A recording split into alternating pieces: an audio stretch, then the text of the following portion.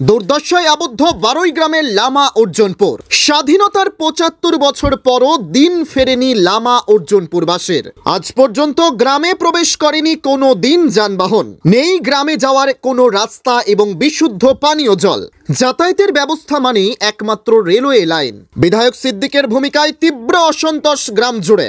ক্ষমতাসীন সরকারের সঙ্গে থাকলে এমন ভোগান্তিতে পড়তে হতো না, বললেন বিজেপি নেত্রী শিপ্রা গুন। বিপদগ্রস্ত হয়ে আছে, ওদের কোনো রাস্তাঘাট নেই, জলের ব্যবস্থা নেই, স্কুলে যাওয়ার ব্যবস্থা নেই, কোনো সমস্ত সরকারি পাওনা থেকে ওরা বঞ্চিত হয়ে আছে। অথচ এখানে প্রভাবশালী মন্ত্রীও ছিলেন এই এলাকায়, ওনার বাড়ির পাশেই। এবং জিপিতে আজকালকের দিনে জিপিতে যেগুলো কাজ হচ্ছে সেই কাজগুলো এনরেগার মাধ্যমে বিভিন্ন গ্রামের রাস্তাঘাটের ব্যবস্থা হচ্ছে, কিন্তু এই গ্রাম কেন বঞ্চিত হয়ে আছে? পাথারকান্দি উন্নয়ন খণ্ডের বারোই গ্রাম জিপির ৫ নম্বর ওয়ার্ডের রেলওয়ে লাইনের পশ্চিমাংশ লামা অর্জুনপুর। আজ গ্রামবাসীদের ডাকে সাড়া দিয়ে সরজমিনে পৌঁছে বাস্তব অবস্থা খতিয়ে দেখে বিস্মিত দেখালেন শিপ্রা গুন। গ্রামের ৯০টি পরিবারে প্রায় ৩০০-র অধিক ভোটার এবং প্রায় ১২% অধিক জনসংখ্যা থাকলেও নেই কোনো যোগাযোগ ব্যবস্থা এবং পানীয় জল। বিজেপি নেত্রীকে কাছে পেয়ে গ্রামের মানুষ অভিযোগ করে বলেন, রেল লাইন গ্রামটিকে দুটি ভাগে বিভক্ত করেছে। তাদের ভোগান্তির মূলে এই রেলওয়ে লাইন। কোনো নেতা মন্ত্রী খোঁজ রাখেন না। সিদ্দিক আহমদ মন্ত্রী ছিলেন, এখন বিধায়ক, কিন্তু তাদের সমস্যা সমাধানে কোনো পদক্ষেপ গ্রহণ করেননি। শিপ্রা গ্রামবাসীদের বলেন, ক্ষমতাসীন বিজেপি সরকারের সঙ্গে থাকলে অনেক আগেই সমস্যা মিটে যেত। বিলম্ব হলেও বিজেপির করিমগঞ্জ লোকসভার মনোনয়ন প্রত্যাশী শিপ্রা তাদের সমস্যা সমাধানের আশ্বাস দিয়েছেন। দুঃখ হচ্ছে ওদের জন্য, তো আজকে আমি প্রথমবার এসেছি এই গ্রামে।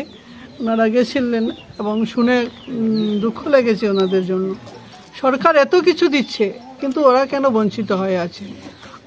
ওদেরও বোঝার উচিত ছিল যে উপযুক্ত প্রতিনিধি না হলে যেটা হয়। ওনারা দীর্ঘদিন থেকে ভোট দিয়ে আসছেন, কিন্তু প্রতিনিধি নির্বাচন করতে ওনারা ঠিক মতো করতে পারেননি, যার জন্য আজকের দিনে ওনারা বঞ্চিত হয়ে আছে।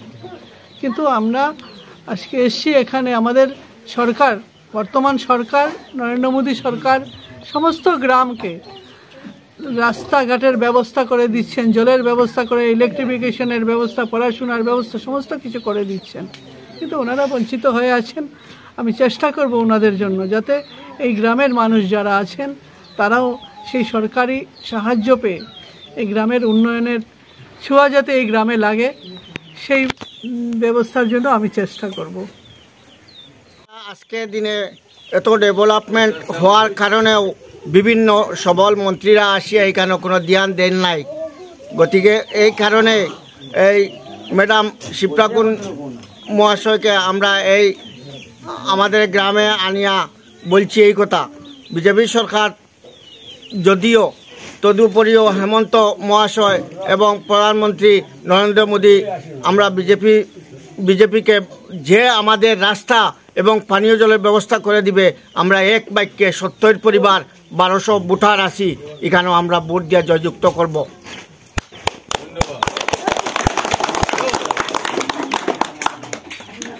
আব্দুর রহমানের রিপোর্ট, গণ আওয়াজ, নিলামবাজার।